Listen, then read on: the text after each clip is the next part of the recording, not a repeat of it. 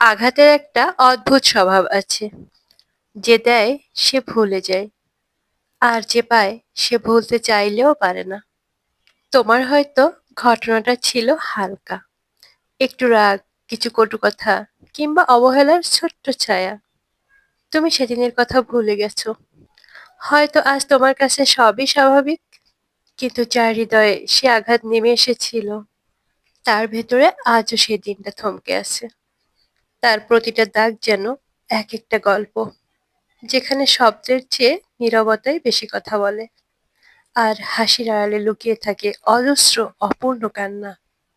তুমি যে পাথরটা ছুঁড়ে মেরেছিলে, তা হয়তো তোমার হাত ছেড়ে মুহূর্তেই হারিয়ে গেছে, কিন্তু নদী তো তা হারায়নি।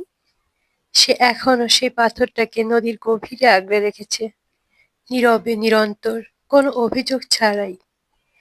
নদীর স্রোত বয়ে যায়, সময় এগিয়ে চলে, তবুও তলদেশে জমে থাকা সেই ভার প্রতিটা ঢেউয়ের সাথে কথা বলে।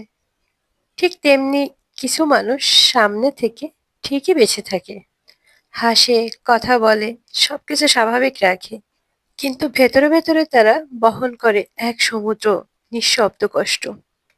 কারণ আঘাত পেলে ভুলে যাওয়া সহজ, কিন্তু সেই আঘাতের দাগ নিয়ে বেঁচে থাকা, সেটা এক নিঃশব্দ যুদ্ধ, প্রতিদিন, প্রতিটা মুহূর্ত।